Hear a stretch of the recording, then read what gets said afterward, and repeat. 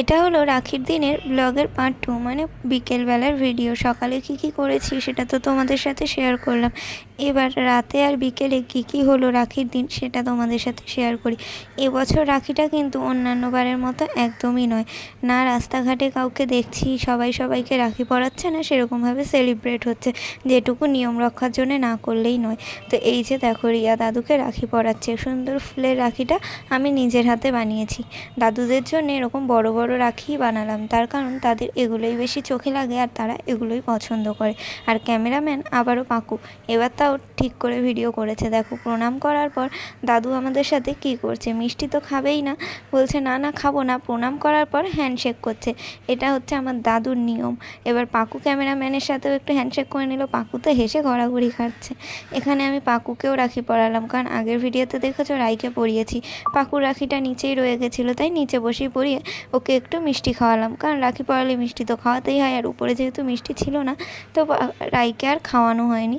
তো যাই হোক, রাইকে ওই কোল্ড ড্রিঙ্কসটা দিয়েছিলাম, মানে অ্যাপি ফিজ। আর এখানে পাকু মিষ্টিটা খেয়ে একটু ঢং করছিল যে আমি পুরোটা খাবো। আমি বলছি, আরে হ্যাঁ, তোর জন্যই ওটা। তো যাই হোক, এখানে দাদু রাখি পরে বাইরে চলে গেল, আর এখানে আমি আর পাকু বাইরে এসেছি ঘুরতে।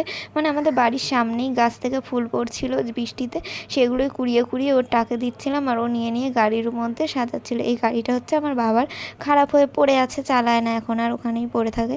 আর এই দোকানের সামনে থেকে তুলে ফুলগুলো নিয়ে ও গাড়িতে সাজাচ্ছিলাম। বলছি, দেখবি তোর ছোদ্দা যদি একবার দোকান মানে ঘর দিয়ে বেরায় তোকে খুব বকবে।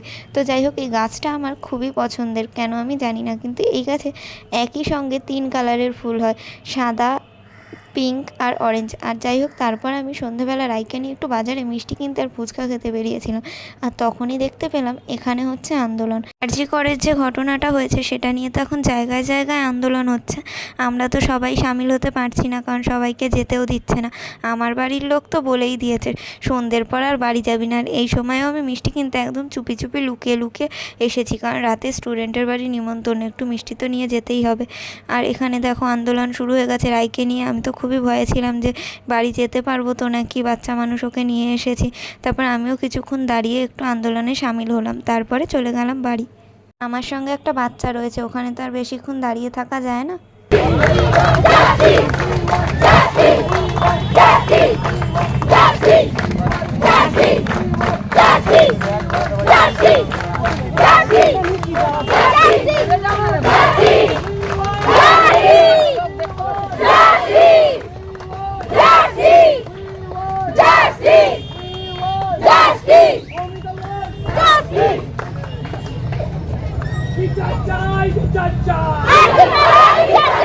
বিচার কিন্তু আমরা সকলে চাই, যারা আন্দোলনে সামিল হয়েছে তারাও, আর যারা বাড়িতে বসে আছে আন্দোলনে যেতে পারছে না তারাও। কারণ কেউ চায় না যে এরকম ঘটনা আবারও কারোর মা বোনের সাথে হোক, কারোর সাথেই হোক। আজ একজনের সাথে হয়েছে, কাল যে সেটা আমাদের পরিবারের কারোর সাথে হবে না, তা কি কোথাও লেখা আছে? হতেই পারে।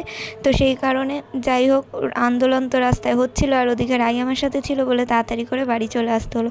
আর বাড়ি এসেই দেখছি রিয়া আর একটা রাখি পরিয়ে পেয়ে গেছে জুডিওর একটা সুন্দর টি শার্ট। আর কি বলবো, মানে মন মেজাজ খুব একটা ভালো ছিল না, আরও ওই আন্দোলনের দৃশ্য দেখে আরোই কেমন লাগছিল। তো যাই হোক, বাড়ি চলে আসার পর এবার আমার পিসির ছেলে এসেছে, যাকে আমরা রাখি পরাই প্রতি বছরই। মানে আমার নিজের তো আর কোনো দাদা নেই, মাসির ছেলে, পিসির ছেলে, এরকমই দাদু, এদেরকেই আমরা ছোটো থেকে রাখি পরাই। আর ছোটোবেলায় তো মামার বাড়িতে বড় করে রাখি পালন করা হতো, মা, মাসি, দাদা, আমরা সবাই 6খানা বোন, মামার বাড়ির দিক থেকেও এই বাড়ির দিক থেকেও। তো সবাই মিলে রাখি পরানোর একটা মজাই আলাদা ছিল, অনুষ্ঠান, খাওয়া দাওয়া। তো সেসব দিন তো আর ফিরে পাওয়া যাবে না। বড় হওয়ার সাথে সাথে সবার বিয়ে হলে সব কিছুই আস্তে আস্তে দূরত্ব তৈরি হয়ে যায়। তো এখানে আমরা দাদাকে রাখি পরিয়ে জল খাইয়ে দিলাম, আর আমি দাদাকে একটা গণেশ রাখি পরিয়েছি, তোমরা সেটা পরে দেখতেই পাবে। আর রিয়া পরিয়েছে একটা স্বস্তিক চিহ্ন রাখি, যেগুলো আমার নিজের হাতে বানানো। আর আমি এদিকে দাদাকে গিফটটা দিয়ে দিলাম। আর এখানে আমি আর একটা রাখি পরাচ্ছি, তোমরা কেন তাই ভাবছো তো? এই রাখিটা হচ্ছে মেজদি, মানে আমার রিঙ্কুদি রেখে গেছিলো দাদার জন্য আগের দিন এসে, ওর অফিস থাকে তো আসতে পারেনি। আর বিয়ে হয়ে গেলে বলেইছি দূরত্ব তো তৈরি হয় একটা, তো এসে রাখিটা রেখে গেছিলো। আর ওকে রাখির গিফটও আগের দিন দিয়ে গেছিলো, তাই বলেছে রাখিটা তুই পরিয়ে দিস, তাই আমি নিজের হাতেই রাখিটা পরিয়ে দিলাম। এবার রিয়া রাখি পরানোর পালা। আমরা দুজনকে ভিডিও করে দিচ্ছিলাম, কারণ এই জিনিসগুলো তো স্মৃতি না, যেগুলো ধরে রাখবো বছর ভরে দেখবো। মানে যখন আর রাখি পরাতে পারবো না আমরাও, তখন এগুলো দেখেই আর কি স্মৃতিচারণ করব। আর এখানে দাদা দিদিভাইকে ফোন করছিল, মানে আমার দিদিকে ফোন করছিল ভিডিও কল, যাতে ও দেখতে পায়, যেহেতু ও প্রেগনেন্ট, ও তো আরোই আসতে পারবে না, তো সেই কারণেই ওকে দেখানোর জন্য। আর এখানে রিয়াও মিষ্টি খাইয়ে দিল পিসির ছেলেকে, মানে দাদাকে রাখি পরানোর পর এবার এলো রিয়ার দাদু, মানে আমাদেরই দাদু, রিয়ার মায়ের বাবা, তাকে আমিও রাখি পরাই, রিয়াও রাখি পরাই। তো এবার তাকে রাখি পরাবো, রাখি পরিয়ে তারপর আমি যাব নিমন্ত্রণ বাড়ি। আর এবারে রাখিটা কিন্তু একদমই অন্য রকম, মানে চারিদিকে রাখি রিলেটেড প্রতিবারই ভিডিও হয়, কিন্তু সেটা কমেডি ওয়েতে, ভাই বোনের খুনসুটি। কিন্তু এবছর প্রত্যেকটা মানুষ সোশ্যাল মেসেজ দিয়ে ভিডিও করছে, আমি নিজেও করার চেষ্টা করেছি নিজের মতো করে, যে দেখো সবাই রাখি পরায়, প্রতিবার কমেডি ভিডিও হয়, নতুন মজার ভিডিও হয়, কিন্তু এবছর সবাই নিজের বোন ভাইকে এটাই বলছে যে যাতে সেও সমাজের প্রত্যেকটা মেয়েকে সম্মান করে, একই নজরে দেখে। কোনো ভাই আবার তার বোনকে শিক্ষা দিচ্ছে যে কীভাবে নিজের রক্ষা নিজেকে করতে হবে, ছুরি কাঁচি এইসব গিফট হিসাবে তুলে দিচ্ছে। অবশ্যই নিজের রক্ষা নিজেকেই করতে হবে, কারণ আজকালকার দিনে কাউকেই বিশ্বাস করা যায় না পুরোপুরি, কারণ রাস্তাঘাটে, কাজের জায়গা, অফিস, স্কুল, কোনো জায়গায় মানুষের এরকম ঘটনা ঘটতে বাদ নেই। আর সত্যি বলতে কি, বাড়িতে যে মানুষের সাথে এরকম হতে পারে না সেটাও না, কারণ এই সব ঘটনা যারা করে বা এরকম যাদের মন মানসিকতা, তারা কিন্তু নিজের বাড়ির লোককেও ছাড়ে না।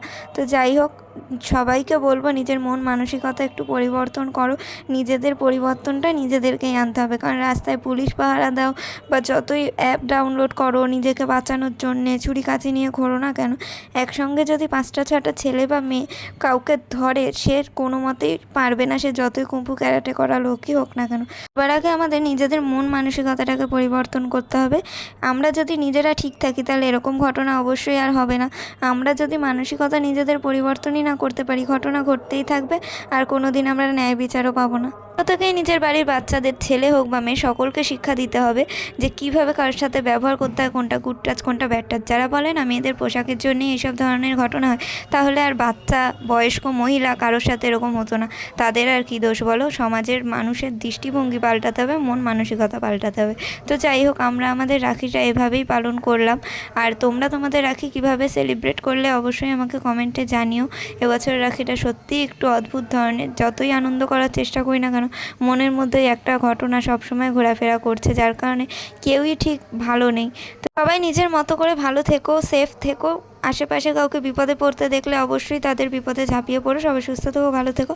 আজকের মতো এখানে শেষ করছি, টাটা।